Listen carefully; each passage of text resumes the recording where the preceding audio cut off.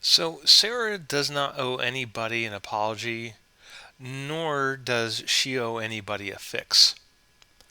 Now, the issue is not what you make it to be. And in your mind, it's how she reacted. In my mind, it's how the youth reacted. And I want to use an analogy. Let's say that there is city car space sharing service. And let's say with your annual plan, you can take your car and park it in a space in the city for 45 minutes before you start getting charged, let's say 10 cents a minute.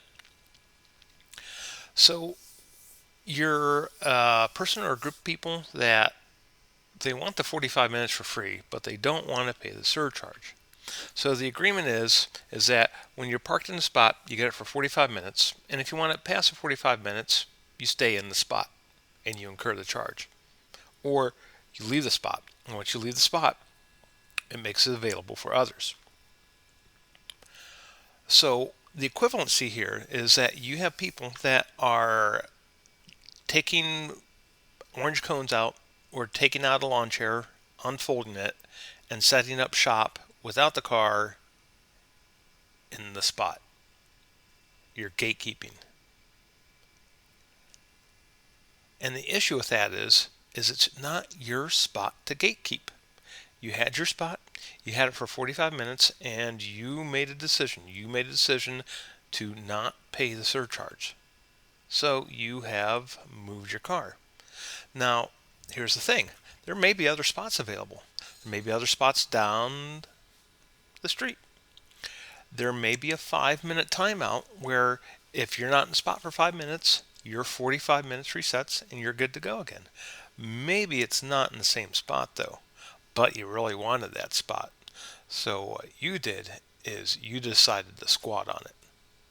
And what you did is you and four of your buddies decided to squat on it in a manner that you think that is going to intimidate people and get them to just walk away from it. And the problem is the next argument that people are making is that, well, they had physical retention of the bike. You do not physically retain a bike from City Bike. You financially retain a bike from City Bike. As a matter of fact, the financial portion of retainment for City Bike is so critical that they probably put a good amount of money in on the software development to make sure that the financial transaction portion, the obtainment of the bike, is as frictionless on your phone as possible. They want you to be done with that bike rental in literally a matter of seconds. That's how important it is. Again, you do not physically retain the bike. That is a falsehood. You financially retain the bike. And once you financially retain the bike, it's yours.